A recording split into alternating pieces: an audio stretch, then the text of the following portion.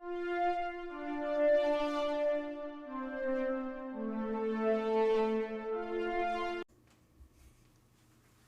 are happy to announce that this episode of the SWW show is partially brought to you by Humble Bundle.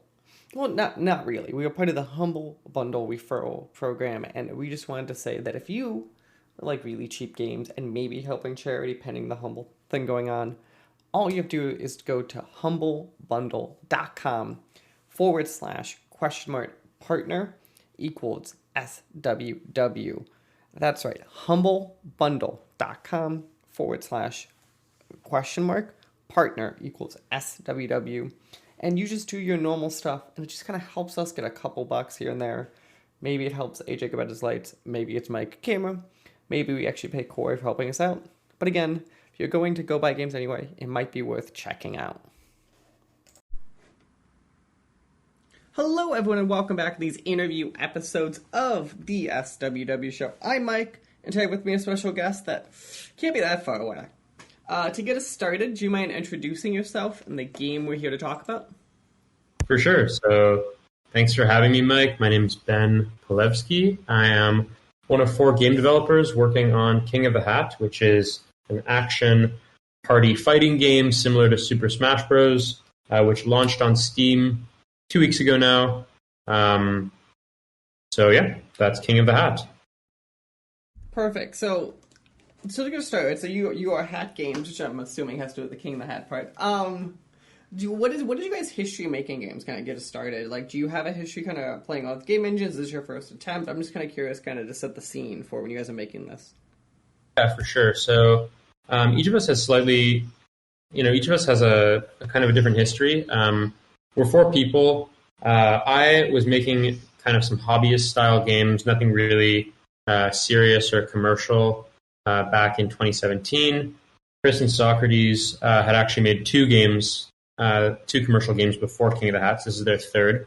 And Neil, who's the 4th member, is coming from tech, and he worked on apps like Tinder and GroupMe before this. And he was more kind of in that consumer technology space. Now he's working in games. So this is his first commercial game, like myself.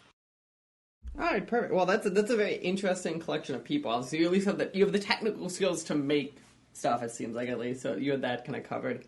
So obviously, it's King of the Hats. You said Smash Bros. It gave me kind of vibes. There's a few other games like the last couple years that kind of gave me similar kind of like 2D-ish, kind of fighting-ish, not quite, but party game vibes, kind of. What was your guys' kind of goal kind of going into this project, right? Because obviously it's a space that there is stuff out there for. So, like, was there something missing in there? Like, why this for the project? So, honestly, a very good question. Our goals kind of changed a lot along the way. Like, at first, the goal was just to make a project for a vernissage, because Chris and Socrates were finishing up their semester in a game design school program. So this was supposed to be kind of the closing game. Then the goal became to ship it on Steam within a year. Then at one point we launched on Discord when they were shipping games. There was a time in not so far away history where you could buy games on Discord, so we were part of that. I'm not gonna lie, I forgot that was a thing. Like, I'm not even lying. I know you told the truth, and I remember you said that. I was like, oh my god, that was the thing. There was there was the Discord store. Yeah, it was the Discord store, exactly, and they really didn't go super. I mean. So it feels a bit insensitive to say they didn't go deep on it, because they definitely put up a good try, but it was very short-lived, at least from the consumer perspective, I find. So we were a part of that. So then the goal became to launch on that. And then once we did launch on that, we were hit with all this player feedback, a lot of good, a lot of bad, a lot of mixed. And that led us to kind of a goal of addressing the player feedback and working towards a Steam launch, which I think we've done successfully. But it's also very much... That's kind of an ongoing process. Like, the goal continuously is, okay, well, address player feedback and work towards next launch. And then at a certain point, if there's not enough copies sold of the game, we'll have to move on to another project. But so far that remains the goal. And, we're launching on consoles next year, and we're in early access now. So we're building a ton of cool stuff that's in development. I mean, there's a potential new mode in the works. There's new characters, new items, and we're really just trying to make cool features that people want to see. Perfect. That sounds great. So as we kind of said, kind of broadly talking about it, your King of the Hat is a 2D fighting game, kind of that like not cartoonish, but it's almost, I guess it is cartoonish, but almost like color booky kind of 2D kind of style. Let's talk about the mechanics, right? So it's a fighting game. So I'm assuming it's hand to hand. You brawl. Is there what other stuff kind of when you explain to people like what this game is? Kind of what do you do? Yeah, that's a great question. So the mechanics are pretty simple.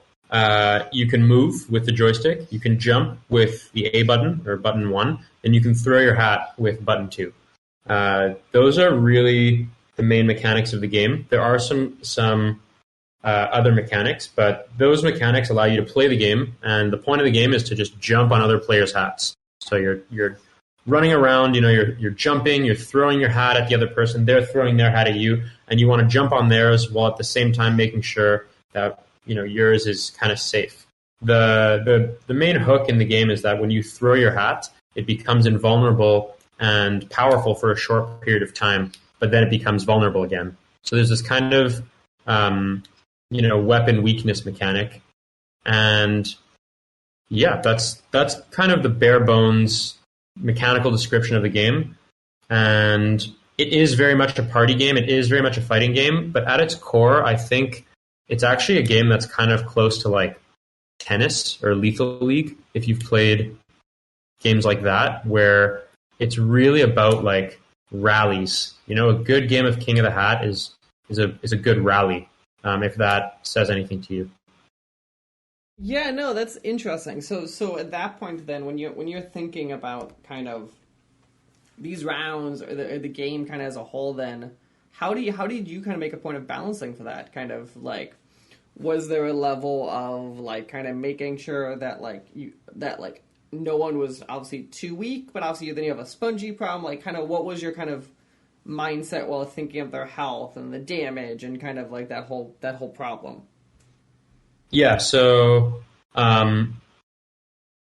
basically we balanced the characters around this character called Birthday. His name's Birthday because every day is his birthday, and he's always born today.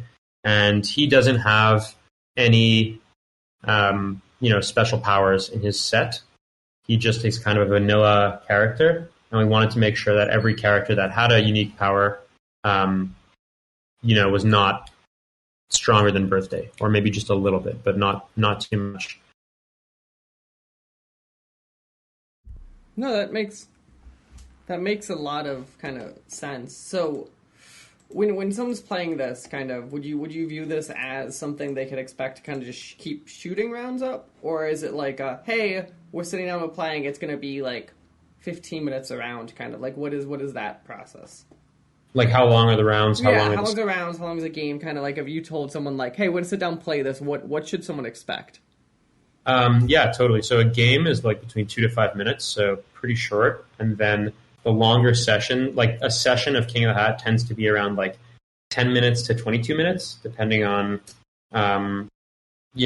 people's availabilities and how long they want to sit down for. It's quite a fast game to play.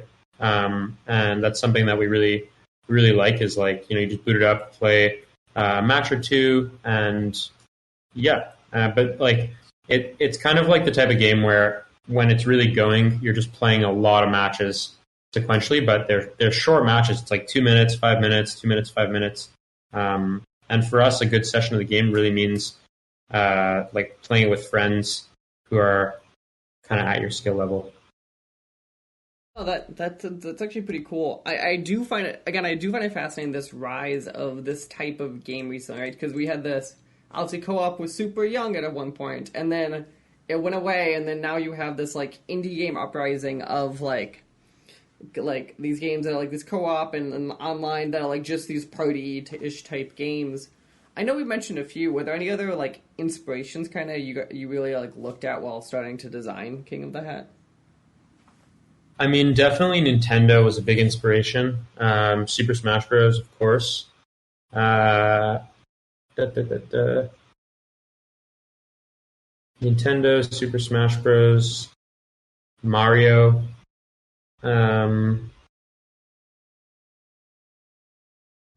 Interesting. So Potentially, was there? potentially lethal. Yeah, go I ahead. was gonna say, were there any like? Because I think of a lot of like the last couple years, we've seen a lot of those like kind of I think similar art style, even a your kind of game, kind of rise like ones you see big on Twitch and stuff. Or any of those, there's a lot of like you were kind of looking further back and like how do we modernize this type of formula? Honestly, we weren't doing it so consciously. Like we were designing kind of small like games, just like little toys, and we just kept kind of like designing them iteratively, but also additively. So like kind of iterating on the mechanics while also adding like one ingredient at a time. So like at the beginning, this game was just a Mario 2D game, like where you have to jump on each other's heads. And then at one point you were wearing a hat, and then at one point you had to jump on the hat, but it was tethered.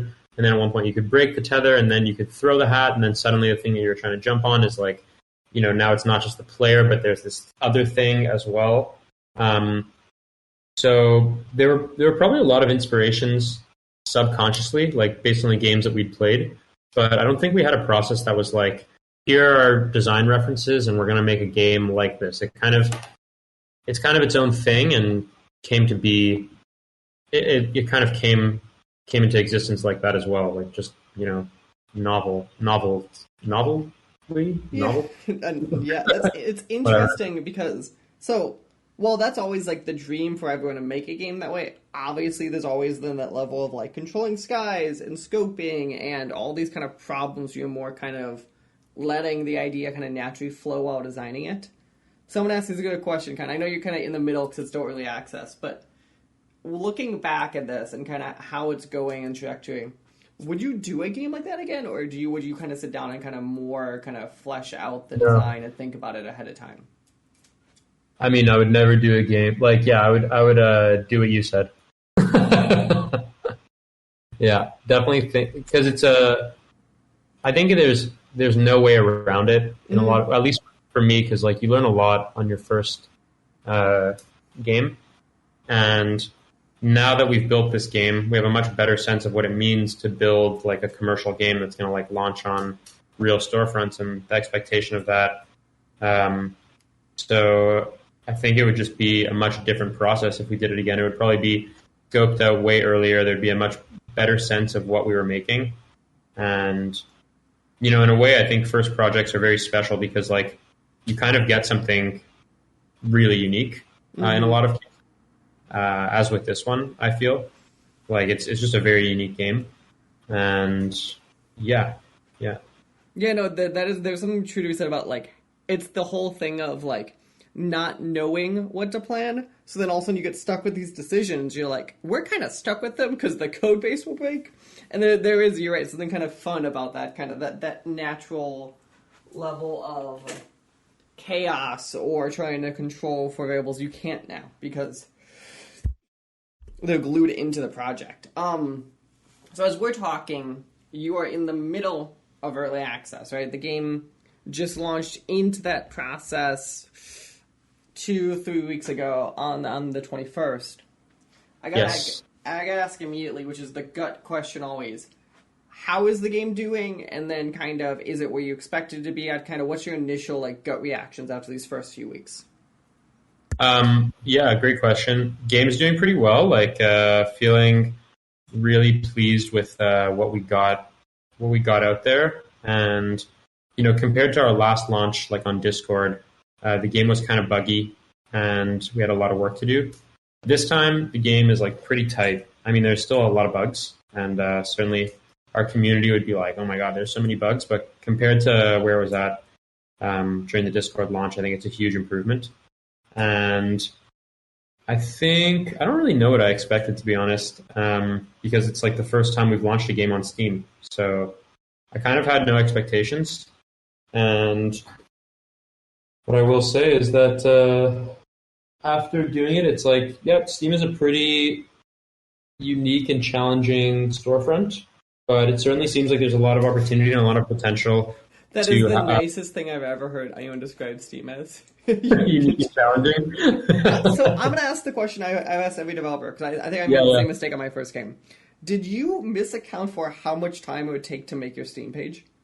Because I thought when you said it first started, I'm like, oh, perfect. we'll get this done in an afternoon. Like 2 weeks later, we're like, why is it rejected for the fourth time? What is wrong? Yeah, so we didn't misaccount for it, but it did take a long time. I think we probably spent like a month on it total on the page. There's so many different like little dimensions and things that you have to do. And if you're not like native to Steam, you have to learn like the entire Steam ecosystem, and it's vast. There's a lot of complexities with launching a storefront, just as there are launching a game. Yeah, I always want to explain to people because I don't think people fully appreciate until you do it. Just like the level of it's surprising just how hard, because like every little thing, right, from the metadata to the images, which are the right size, to the different types of images, to file types of images I had never heard of before.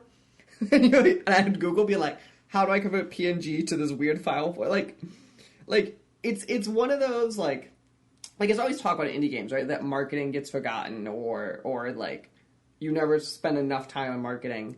I think people understand that like the Steam page is a good chunk of that marketing. People say you don't spend enough time on just because it's so much work.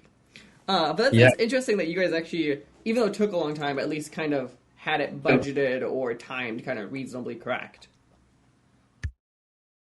Yeah, absolutely. I mean, the way that we plan for our work is, we do sprints that are 2 weeks long, and we just talk about everything that we want to do in a quarter, like in 3 months, and then we assign it like an amount of man hours, like work time. And the Steam page had 2 weeks, I think. But I totally hear you that there's a lot of work there. Like there really is a lot of work in the Steam page, and just on storefronts in general. Like I think setting up these pages on the different storefronts on PlayStation, on Xbox, on Switch, that does take a significant amount of time. It's like I feel like it's kind of similar to like front end web development almost, or something. Front end web development. I'm pretty sure that's another one of my worst nightmares. Yeah, yeah. It is funny though, like kind of in that note, how many little things there are that like people just take for granted. It's the whole argument of like good UX is only good if you don't notice it. What bad UX is bad. It's like that same kind of based principle though of like people don't care how much work it is because they just want it to work correctly. This is always fascinating. So as I said though, as we're talking, you guys are a few weeks out early access wise. Kind of what is next? Obviously, you have more game work on. Kind of what can people expect here over the next couple weeks, couple months? Kind of what does early access look like? Yeah, great question. I think early access for us is going to be about 4 more months of dev, 3 to 4 more months before our full launch on console next year. Is that going to involve like a lot more content? Is it just more bug fixing? Kind of like if someone picks up the game right now on Steam, is it at least reasonable to be like, this is at least baseline the experience you're going to get in 4 months? There just might be more to it. Yeah, 100%. Like the core of the experience is there, and in 4 months there's going to be like more characters or more items or maybe another mode. We've got a lot of things that are like half built, like 50% built, almost done, and we're going to be looking to close as many of those features as possible. And yeah, definitely very fair to say that like the game is. I'm personally very pleased with the look of the game, and I think picking it up now it's like very much a finished product. It's just that it's not hardened in terms of like bugs and software. We wanted to just make sure that like when we launched it on consoles, it was even tighter. But I think it's very, very safe to say that like it's more or less the final experience. Plus maybe some new modes that totally change the game. We'll see. I appreciate that tease at the end. I do. Yeah, it's the truth. It is the truth. That is that. I'm glad you've been practicing your marketing with the clever little, and there might be more. So I'm curious. So you said it. So I'm not fishing at least. So you are coming out then on console at least some point. Is it confirmed? Is it the big 3 platforms? Is it still kind of TBD? Is it still you guys are still looking at that? We are confirmed on the Switch, and the other two is TBD.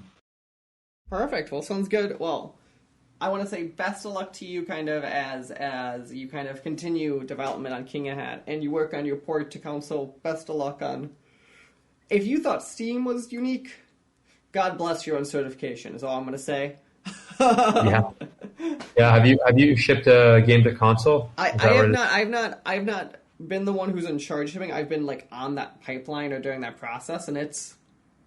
I don't know. It's another one of those that people. It is a miracle that any game is on console. I'm just gonna say it. Some of the most obtuse like rules or some of the most unique like what certain buttons can and can't do that you wouldn't think you're breaking until you realize you are. So, best of luck. Just read the fine print. Kind of good rule of thumb. Yeah, definitely. Really on that.